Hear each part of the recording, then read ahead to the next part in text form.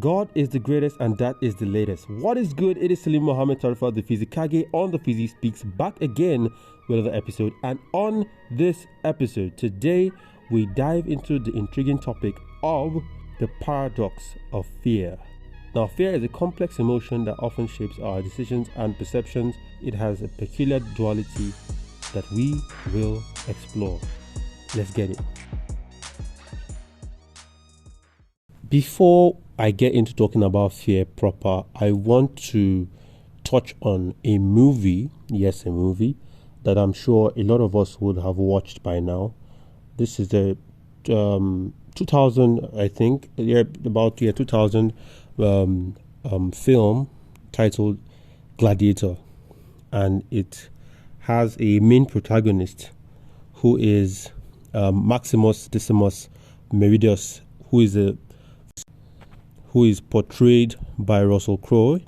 And in the movie, basically, Maximus is a skilled general and loyal servant of Emperor Marcus Aurelius, who is played by Richard Harris. He leads the royal army to numerous victories and gains the respect and admiration of the soldiers and the emperor himself. Now, everything, whether it is correct, historically, I wasn't there, I didn't see them, but there are historical records to show the relationship. Some part of the movie was based off of, at least loosely based off of, the relationship between this very respected soldier who was loyal to the emperor and to Rome. You know, obviously, Marcus Aurelius will later die, and his son Commodus will come up and start doing some funny stuff, funny business. Funny thing, Joaquin Phoenix also was in this movie, who later went to act the Joker, who was like one of the best Jokers we've ever seen. But that's besides the point. I'm really just going off here. But why am I talking about Marcus Aurelius? Well, I want to get into Marcus Aurelius because he is the more popular character, depending on if you know this or not. Okay, so, well, he is a very wise and stoic, like he's a very wise and stoic emperor who was known to lead ancient Rome. And basically, there's a story I want to share, right? So let me just try and narrate the story as best as I can. I wasn't there. Just hear me out. I wasn't there, but this is the historical. You know, this is how it was put in history. So there was a crisp winter morning when a messenger arrived at the Grand Palace, informing Marcus Aurelius, the emperor, about the imminent threat of barbarian invasion. Now, the news spread far and wide among the citizens, like spreading fear, and just everybody was like shaking because, oh my God, barbarians are coming. And they were anxious about the emperor's response. Now, upon hearing the dire situation, Marcus Aurelius remained composed, which is, you know, what you expect from him being a stoic. And instead of reacting impulsively out of fear, he retired to his private chambers to contemplate the matter deeply. It was in these moments of solitude that he examined his own fears, understanding their nature and the power they held over him and his people. As the days passed, the looming threat drew closer. The city was filled with panic, and many urged Marcus Aurelius to act aggressively in defense. Yet the emperor, true to his principles, chose a different path. In a momentous decision, Marcus Aurelius decided to engage in a dialogue with the barbarian leaders, which is kind of crazy. You think these people are coming to kill you, and you decide to talk to them. It's kind of like how it was in 2020 when the 1 million boys were going around in Lagos. They sent a notice that they were going to rob a lot of places, and they sent notices, and people were already panicking during the lockdown. It was crazy, you know. But instead of resorting to aggression, he sought to understand their grievances and find common ground for peace. This approach surprised many, as fear usually fueled the fires of war. But the emperor's conviction in his beliefs remained unshaken. Now, during the negotiation process, Marcus Aurelius exhibited remarkable courage, facing the very fear that gripped his people and himself. It's not like he wasn't afraid, that he didn't know that, oh, these guys will come and kill everybody here. Hey, it could be a bloodbath, yeah? But he knew that fear could be a tool for unity, but it should not control their actions. His calm demeanor and genuine attempt at diplomacy not only averted their invasion, but also established a foundation for future diplomatic relations with the barbarian tribes. Through this story, the contrast of fear became apparent. While fear initially spread like a wildfire, it was the emperor's wisdom and ability to confront and understand his fears that ultimately triumphed. Marcus Aurelius demonstrated that embracing fear and using it as a tool for growth and understanding could lead to positive outcomes. The whole point of this story is not just to tell you that Marcus Aurelius is an awesome guy, fantastic fellow. I didn't know him personally, so I can't tell you what it's like if he wins at chess, if he knows how to sing. I don't know all these things. What I do know is that from this story, his method, his style, all made way for this paradox of fear to become a symbol of strength that lies in facing fear head on rather than succumbing to its paralyzing grip.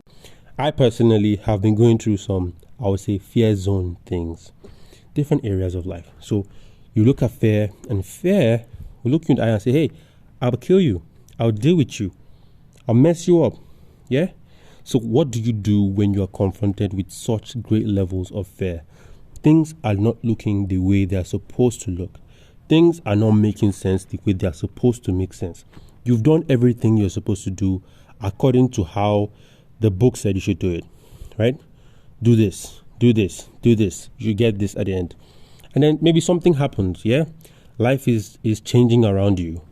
And now uncertainty creeps in and you're worried, right? You are afraid.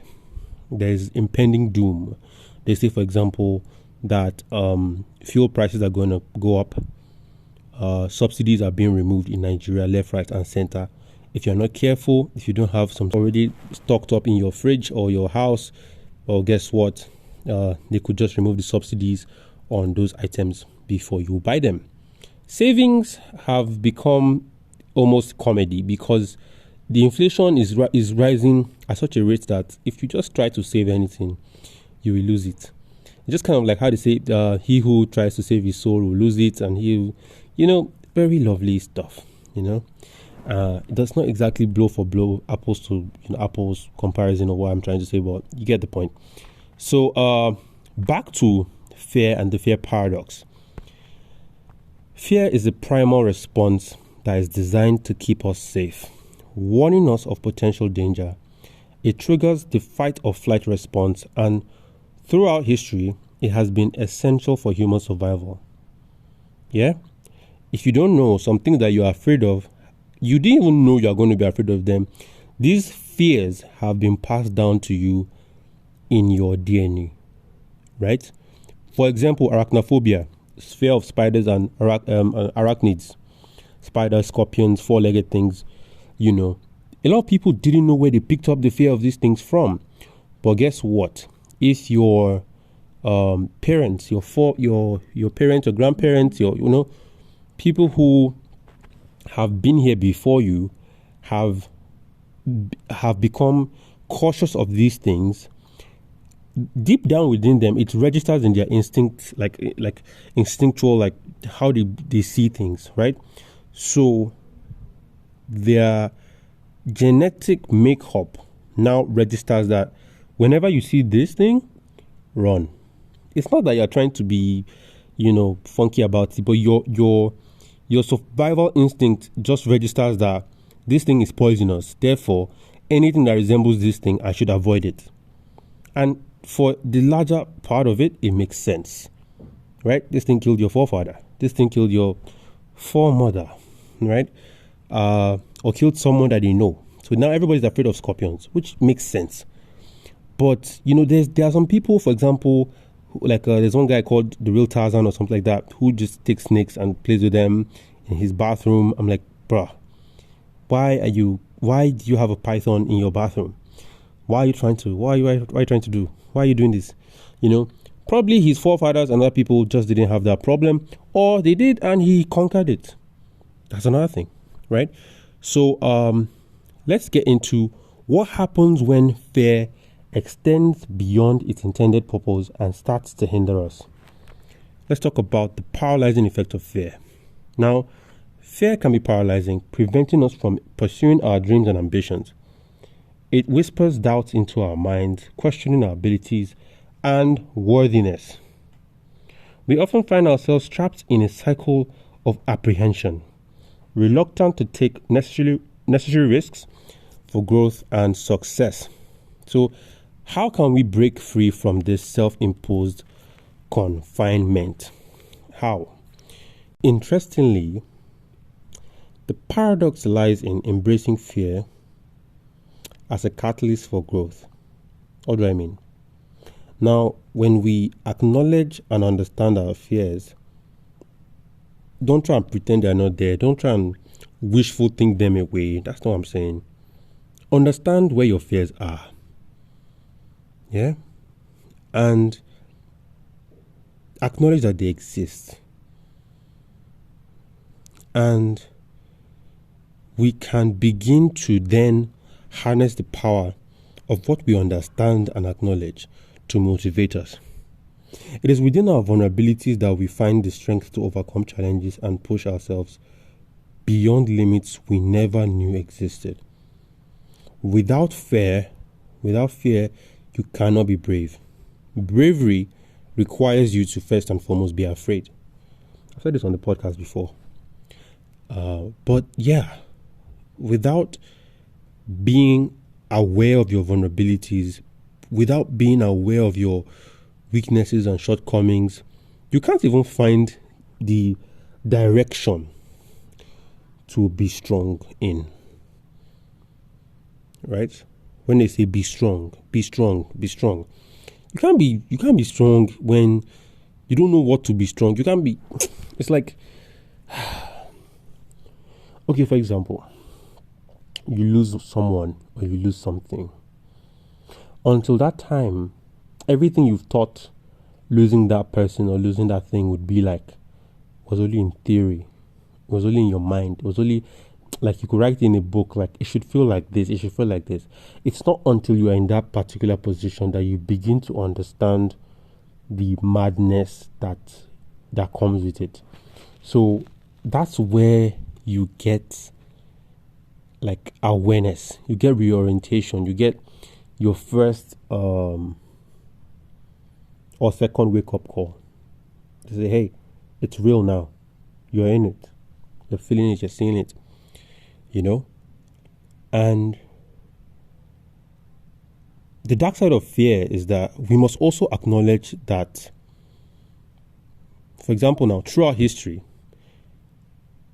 fear has been used as a tool for control. Let's talk about religion. Let's talk about culture, peer pressure. Yeah? People use what you are afraid of to control you, to manipulate you. You're afraid of being alone, so they manipulate you with presence. Yeah?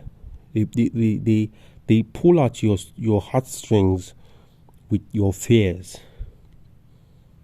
You're afraid of dying alone, so now you do anything to be with anybody, even if they're abusing you domestically, even if they make you feel less than, even if they tear you down, even if they reduce you. You're afraid of believing in yourself, so you rather tear yourself down to even start with. It's easier for you to do that. So even you can manipulate yourself into that box, because now you think, well, I'm so afraid of trying, getting on that stage and singing, performing to people, or writing that book, or making that podcast, or doing this vlog thing. Shout out to CJ. We have YouTube is really picking up, and I just love to see it. And Yeah, this is so much. The fear of getting rejected, for example, whether it's a job application or it's asking a girl out, or it might even be you walking up to a guy and saying, hey, you like him. So, stuff. And instead, you don't want to face that fear. So you manipulate yourself to think either you don't want it or that, it's not for you. Maybe something. You just tell yourself, you trick yourself out of it because you're afraid. I'm not going to tell you that I don't know what this is like because I've done it too. I told myself, hey, maybe this is too much. Maybe you can't handle this. Maybe this is too much. Maybe you should back out, And fear exists for a reason. It's, but the most important thing is that it's crucial that we recognize when fear is being exploited for ulterior motives and how to resist falling prey to its manipulation. Yeah? Now, overcoming fear in the first place is an ongoing journey. It's going to require courage and self-awareness. You have to be aware of yourself, what you're afraid of, and then seek to ask questions. Go out. If you don't know, read. If you don't know, pray. If you don't know, talk to someone. People who are wiser, not just more experienced, but actually have wisdom. Now, wisdom is a spirit. Okay, I'm getting into something else. But yeah, not everyone who has, added years has added wisdom. Maybe experience, but experience isn't still wisdom. Wisdom comes with a lot of things, understanding, knowledge, sight. So many things come with wisdom. It's not just the thing by itself, right? And surrounding ourselves with supportive communities, friends, families, people who are on the same mission as we are or understand where we are heading to is important. Practicing mindfulness can aid us in our pursuit of personal growth and emotional resilience, which we need, because the last thing you want to do is be a glass cup. You just fall, you shatter, and you stay there. You have to be resilient. Not just, I know everybody wants to be shiny, but look, being emotionally resilient is so important. Yeah, I've seen people break down. I've seen people lose everything that they seem to have under control because their emotions were tied together by a thin string of yarn or wool or something. Yeah, being able to be tough, be elastic, be flexible, bounce back, be like water, Bruce Lee, kind of thing. Yeah. Just remember that facing fear head on allows us to learn, adapt, and thrive. Now, one thing about learning is this: while you're learning, you'll get some things right, you get some things wrong, you take tests, you will fail, you would adjust. Sometimes you have to retake the course. I'm sorry, that's life. Sometimes you have to retake the course. Sometimes you have to take back and take it again. Sometimes you have to fail that test and you have to work doubly hard for the finals, for the exams. Sometimes you have to try hard and just feel like it's going to shit, but you give your best anyways. And each time you learn what didn't get right the first time, you adapt. New system comes up, you adapt. New stories come up, new criteria, new conditions. Guess what? You adapt. And the whole point, the whole vision is so that at the end of the day, you thrive. That there are sometimes that there are some things that you weren't really scared of, or like it brings fear, and then you just have like this real life or face to face reality, or probably like a circumstance whereby you had to like face a particular battle or something, and the thing just literally like dealt you bad. And when you are faced with that kind of like situation again, there will be this kind of like cautiousness at the back of your mind, like this fear Because normally literally you will be like, oh, I'm not scared of anything, I can just jump into this. Okay, let me use an example. Like, probably like I used to ride all these power bikes, and like I ride it with no fear, like I'm fearless and stuff like that. And then I really had a very, very life threatening accident, and I recovered from that. It's going to kind of take me a while for me to get back on track. And like I really need like crazy ass mental preparation to be able to, you know, come back to that my previous self. And let me just, the truth is that even when you like kind of fight that fear, there will always be this, I don't know, this subconscious part of your mind that will be like, okay, be cautious, be cautious.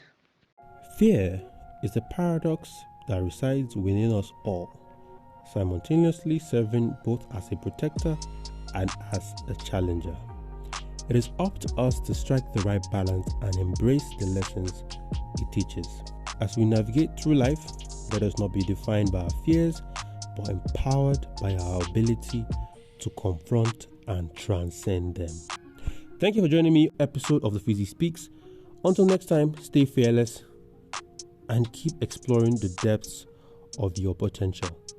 I remain Salim Mohammed Tarfa, signing off as the Fizikage.